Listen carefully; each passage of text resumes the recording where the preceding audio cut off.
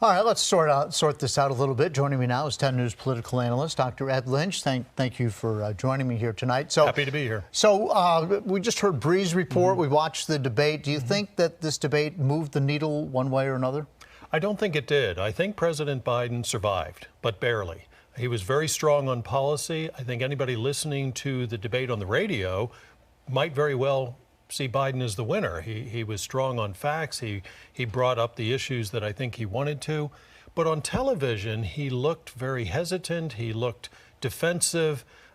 He looked like he was not in control of the debate. There were a couple of times where former President Trump, kind of got him to talk about Trump issues rather than Biden issues, and that doesn't help Biden at all. Okay, so where do you think Biden was strong tonight? I thought he was strong on abortion. I thought he was, or reproductive rights, if you wish. I thought he was strong when President Trump was talking about crime and criminality and murders and the felonies allegedly committed by people in the country without documentation. Biden's response was probably his strongest line of the night. The only convicted felon on this stage is the man who's next to me. But those moments were few and far between.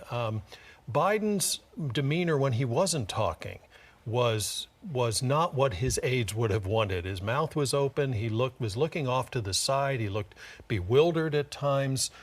Trump, by contrast, did exactly what Trump needed to do, which was to stay disciplined and not shout and not interrupt and give the answers that he wanted to. Of course, the microphones are set up to make interrupting very difficult tonight. And yes. I think for the most part, I think that worked. Where do you think Trump scored most of his points tonight? I thought Trump scored points in seeming more in control, in talking about immigration, about inflation, about those issues where Trump is already leading.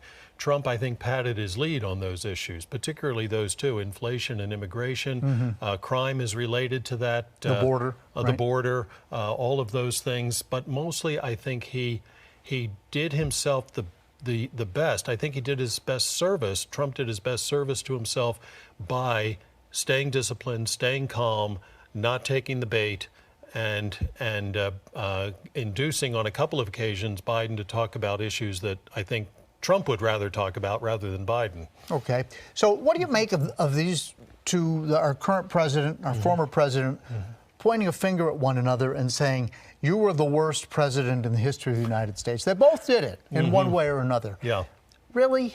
That was not a high point of the debate for me. I thought it was weak when President Biden said, so many historians, that's not going to persuade people.